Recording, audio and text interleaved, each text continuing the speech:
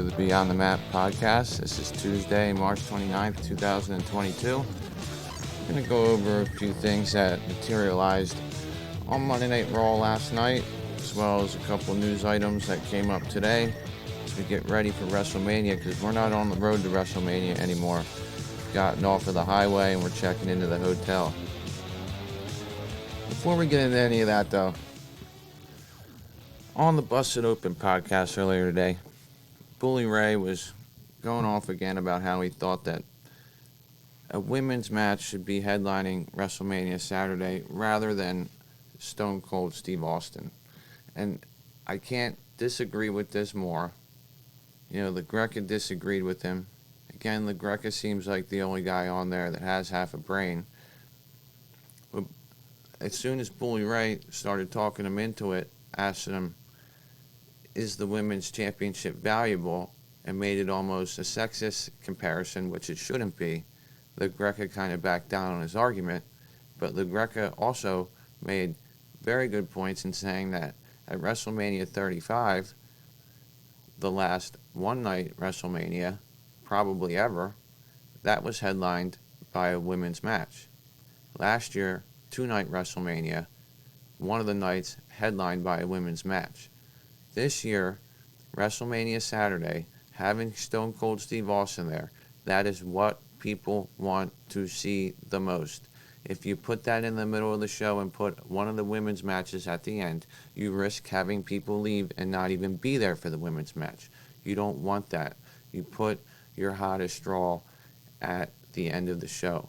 One of the women's matches should go on right before that. The other one should open the show if they want them in premier spots.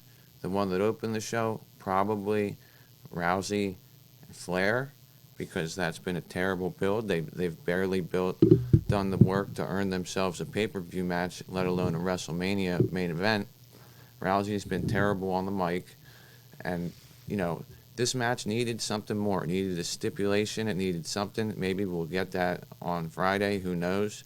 But Ronda's been totally miscast. She should be a heel. She's not playing the babyface here well at all.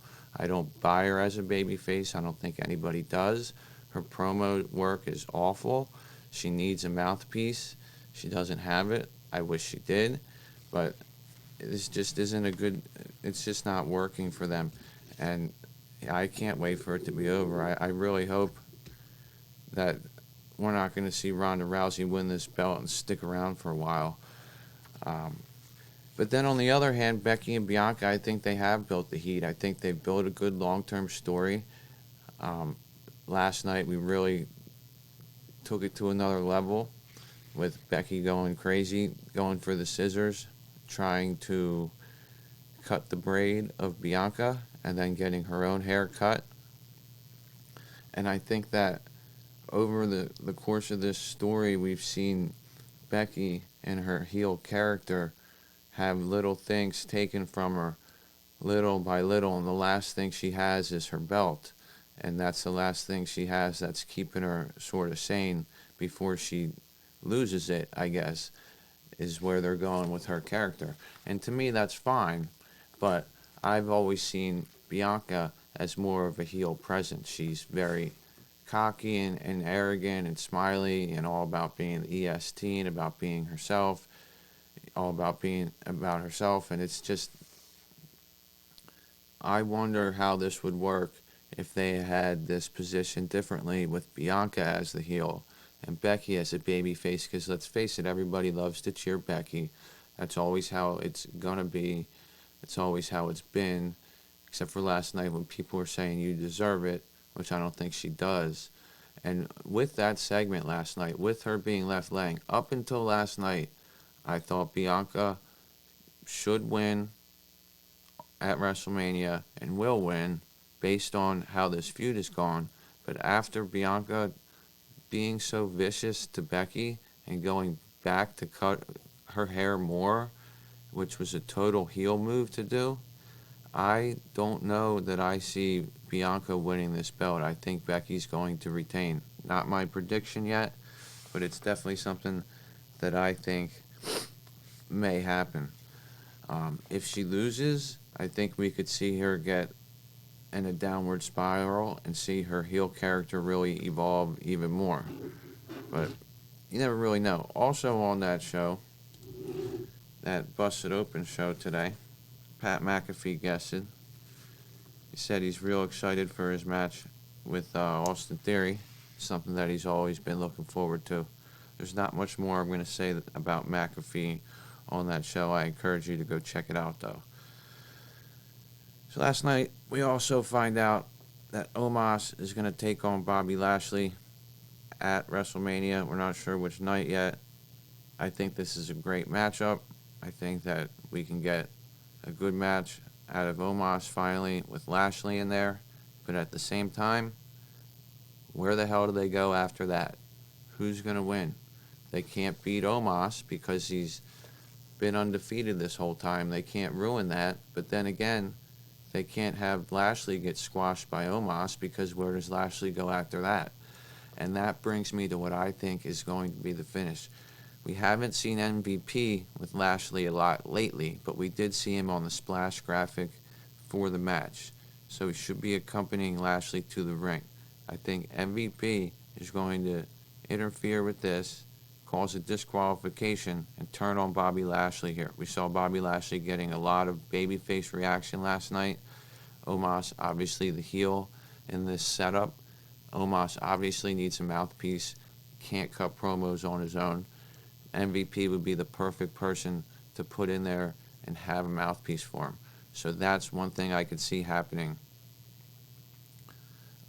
You got a babyface Bobby, sheds MVP. MVP turns on him, and he becomes Omos's mouthpiece. No finish, protects everybody at WrestleMania. That kind of makes sense for me.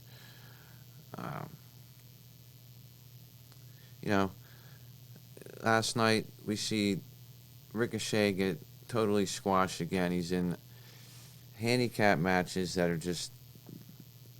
Even the handicap match that we had with Drew McIntyre and Corbin and Moss. When you have a handicap match, I don't understand why in the McIntyre and Corbin and Moss situation, Corbin backs away, but it's not like Moss is at some sort of disadvantage. It's just one-on-one now. Before it was two-on-one, he had an advantage. Now it's even. So why does the guy who loses his partner always seem like he's in such peril?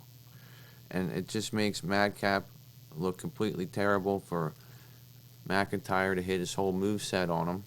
And on the other hand, we got Ricochet going into a match this week against Los Lotharios, and it's been rumored that there is a slot somewhere on the WrestleMania card for Ricochet to defend his Intercontinental title.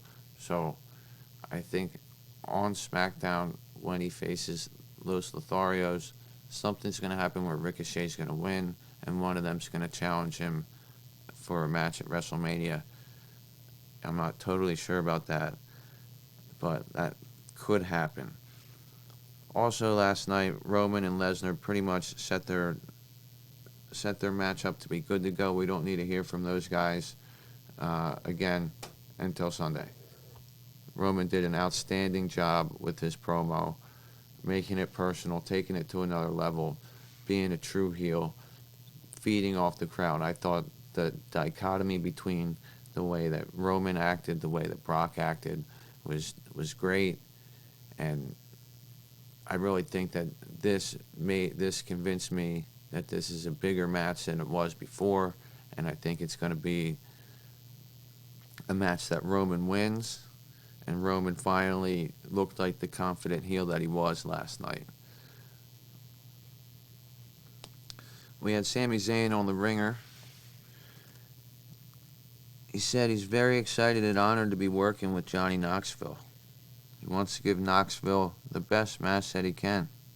When he was asked if he's competitive with other members of the roster, he said he's not because they're his co-workers and he likes working with them. He also stated that it's a miracle that he is where he is in the WWE today. He and Kevin Owens both had their contracts up at the end of 2021. Many people speculated these guys should go to AEW. Now we have Zayn saying this. We have KO working with Stone Cold Steve Austin. We know they both have long-term lucrative deals. I think they're in a good place. I think anybody who suggested they should go somewhere else was probably wrong. And I think that they're in a good place right now. And everything about that, everything about the speculation of them going somewhere else, people aren't considering what's best for these people, what's best for them and their families, and what's best for them in their career. And ultimately, I think both of them made the right choice. So anyway, going over the rest of the WrestleMania card, we talked about Rousey and Flair. I think Rousey's going to go over in that match, and it could turn out to be a good match, but the story just hasn't been there. We got Belair and Lynch. I think based on recent events, I'm leaning towards Lynch. I think it's been a great build, really good feud. I think it's going to go past WrestleMania. I think this isn't going to be settled till WrestleMania Backlash. We got Nakamura and Boogs taking on the Usos. I think lately we've really seen Boogs and Nakamura showcase a lot. Usos have looked very weak. I think that's going to flip and the Usos are going to retain. But I wouldn't be surprised for Nakamura and Boogs to win this. I also wouldn't be surprised to see Nakamura and Boogs split. Then we got Logan Paul and The Miz versus Mysterios. This is actually the tag team match where I really wouldn't be surprised if we see a split between one of the teams. I wouldn't be surprised if Logan Paul, based on the fact that he was watching Miz get his ass kicked last night, and he didn't look too happy with The Miz when they were in Cleveland, he might just watch Miz get his ass kicked again and then knock him out himself. On the other hand, we could see Dominic and Rey finally get into some sort of feud, but there hasn't been too much foreshadowing for that, so I don't think they're leaning in that direction. McIntyre and Corbin, it's really seemed a lot more serious now that Corbin's not laughing at stupid jokes. We know these are two good workers. The build has sucked. It's a shame they've strapped McIntyre with the gimmick he's in, and even worse shame that they have Corbin in the gimmick that he's in. But at the end of the day, both men are very capable workers, and they're going to put in a good match here. This is not the bathroom break match. The bathroom break match is the next one. We got Kofi Kingston and Xavier Woods versus Sheamus and Ridge Holland out of nowhere. I think we all know that this was supposed to be Big E, Kofi, and Xavier versus Sheamus, Ridge, and Butch. Instead, Butch will be ringside with Sheamus and Holland, probably interfere and get thrown out. This should be on the pre-show. There's no reason for this match to be on the card and taking up a spot that could have a U.S. title or IC title match or something. And then, of course, we got the KO show with special guest Steve Austin, and that's most likely going to close the show on Saturday, and I agree that it should, because if you put it in that position, you're not going to lose any of your fans by the main event. Then we move on to Sunday. We got Universal title, winner-take-all, WWE Championship match, Brock Lesnar, Roman Reigns, outstanding build. Seen the heat between the two of them. Seen Roman Reigns get Brock Lesnar bloody. Seen Brock Lesnar destroy vehicles.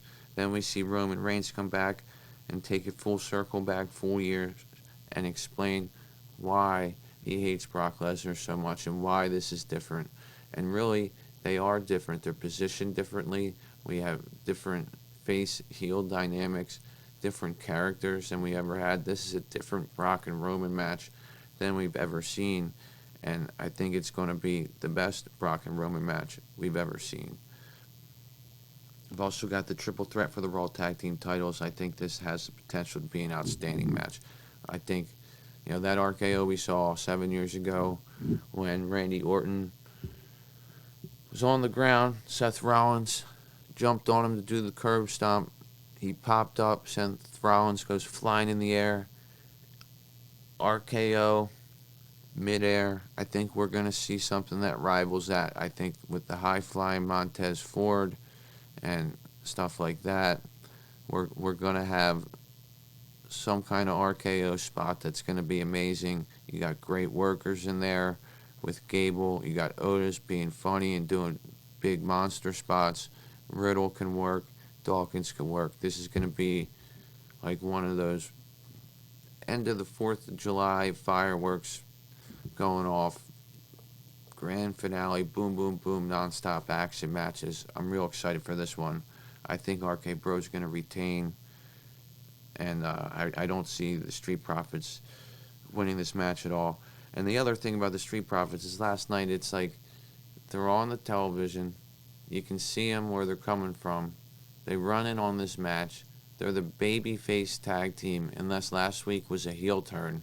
And they're the ones who break the match up, rather than the heel team, Alpha Academy, coming in and interfering with the match. So I thought that was a little bit weird last night, but whatever. Then we have the Fatal 4-Way match for the women's tag team titles. We got Baszler and Natalya, Morgan and Ripley, Naomi and Banks, and Carmella and Zelina Vega. You know, one of the reasons they do this, they have all these tag teams together, is because, you know, they want you to see all these 8 women perform, but then they can protect 6 of them or 5 of them in a tag team, because only one of them needs to get pinned and only one of them needs to make a pin. So if Sasha Banks' team wins, she only has to pin Carmella, and then it's possible that Rhea Ripley, Liv Morgan, Natalya, Shayna Baszler, and Zelina Vega all still come out of the match looking strong for what they did in the match, but they still didn't win. And Carmella's the only one who had to take the pin. I think all these women are capable of doing a lot of good things.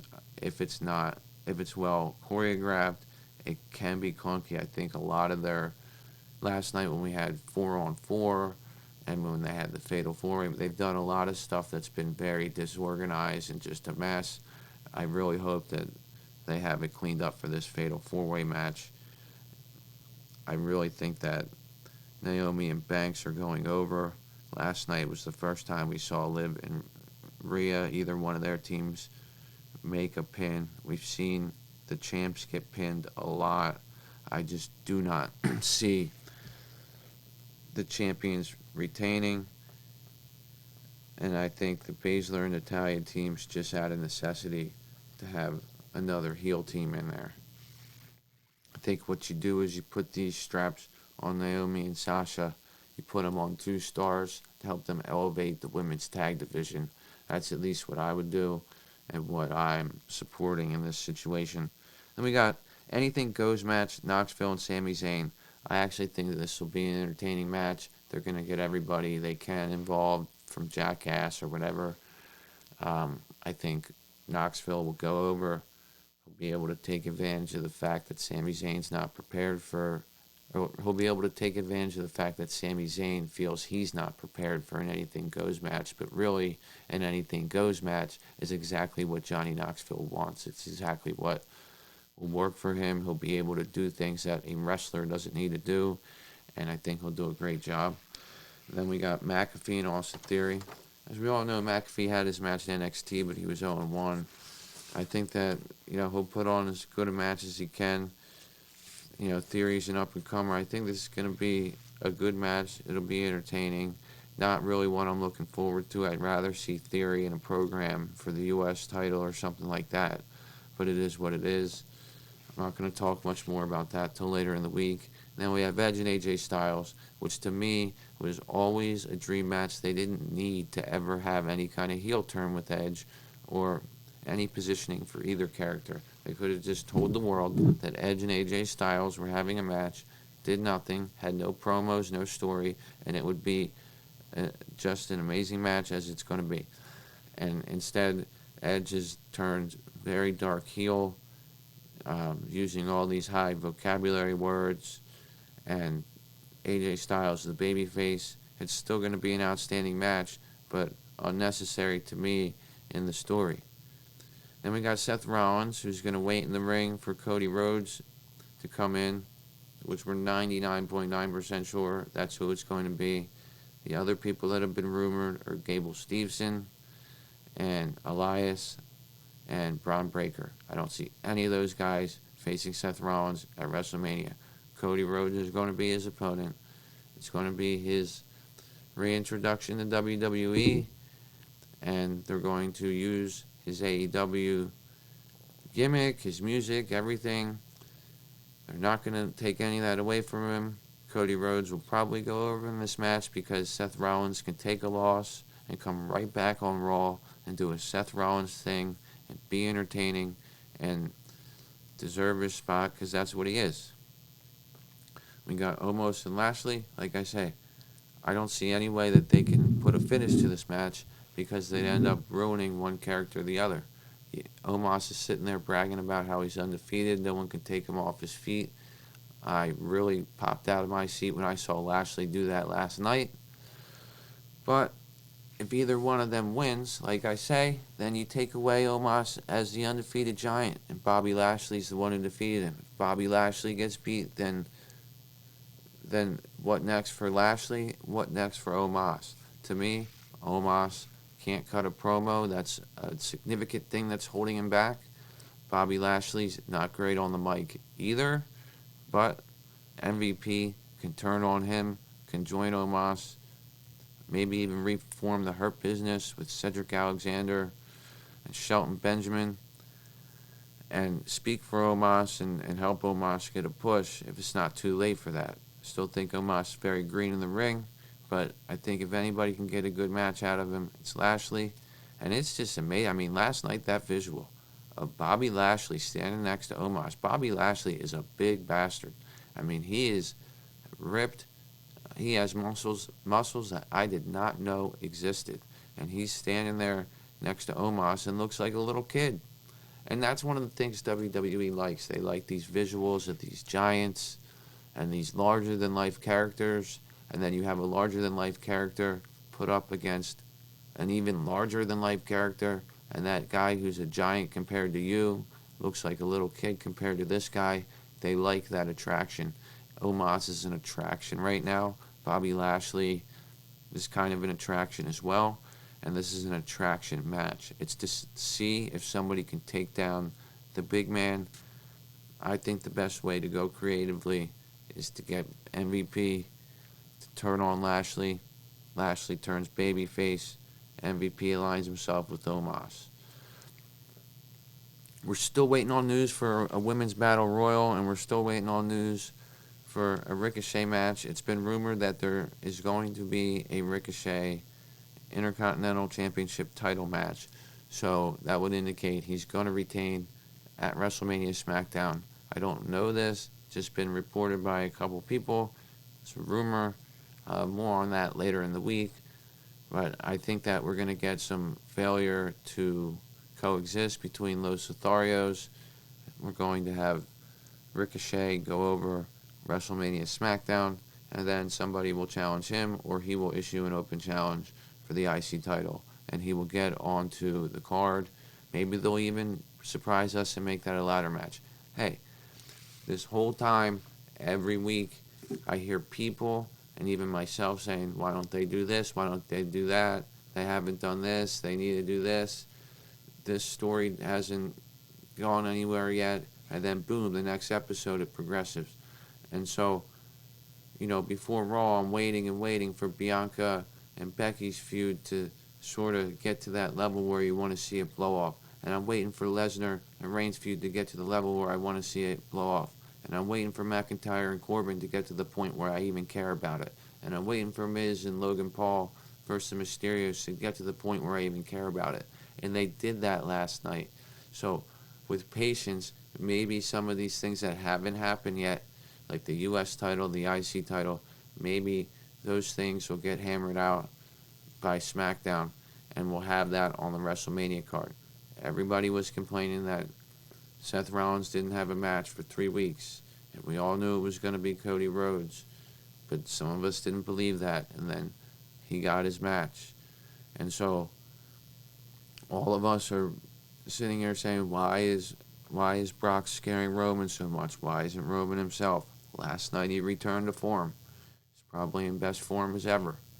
Brock did a great job too. You know, the Becky and Bianca. Becky's going completely crazy. Bianca cuts her hair. That's a very weird dynamic they got going on there. But it makes you want to see, whoever you're behind, it makes you want to see them kick the other one's ass. And at the end of the day, we want to be emotionally invested in these things. And they're getting that. They're getting me behind some of these matches. Not really behind the McAfee match, besides the fact that I like him. I don't like Theory. And Theory's the type of heel you want to see get his ass kicked. But, you know, most of these matches I can get behind. You know, I can get behind Sasha and Naomi. I can get behind, you know, Boogs and Nakamura, even though I think they're going to lose. I can get behind McIntyre. I can take a break for Kingston and Woods. I can watch Stone Cold Steve Austin come out. I can watch this amazing three-way tag team match that I've seen at house shows. I know it's going to turn out great. Fatal four-way tag team match. Like I say, Naomi and Sasha, there's going to be some action there. It might be a mess. Hopefully it's not. I'll be entertained to see what happens in the Anything Goes match. And you just have to look at it that way. This is not a bad card. Not every match is going to be great. I was at WrestleMania 15 in Philadelphia, 1999. Go look at the card for that. Now, that was episode 1 of Rock Austin at Mania. But there was other shit on that card that didn't belong on a WrestleMania card. That was the year Bart Gunn got knocked out by Butterbean. That might have been worth seeing, although that was a pretty screwed up situation coming off of the Brawl for All, which is a whole other conversation. But that card had some terrible matches. That had a Hell in a Cell match with The Undertaker and the Big Boss Man. There was no reason for the Big Boss Man to be in a Hell in a Cell match with The Undertaker at the time. And then, after The Undertaker won, obviously, he put the Edge and Christian and the Brood came down and put Boss Man in a noose and hung him at WrestleMania.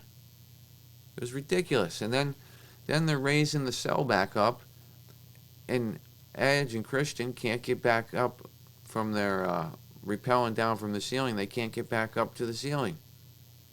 But go back and look at the WrestleMania cards from years ago, or even last year, a couple years ago. There's always matches that you're like, what the hell is this? There's a lot of good stuff here. You know, I'm looking forward to a lot of this stuff. I'm looking forward to getting into it throughout the week with you guys. Appreciate you hanging with me. I'll have some more content out for you. Because it's WrestleMania week, it's hard to get a lot of guests, so might not have a lot of guests. Have to fly solo a little bit, but that's cool. I'm good with that. Also, just a programming update. Gonna have podcasts coming out pretty much every day. After show for SmackDown, we're probably going to push off till Saturday afternoon and combine that with our WrestleMania pre-show, because we have the Hall of Fame that night as well. Then we'll have an after show for Saturday, an after show for Sunday, an after show for Raw, and a show during the day on Sunday. So a lot of content coming up, a lot for you guys to tune into. Please subscribe to the channel. Follow us on Twitter at BeyondMattWWE, and have a good night.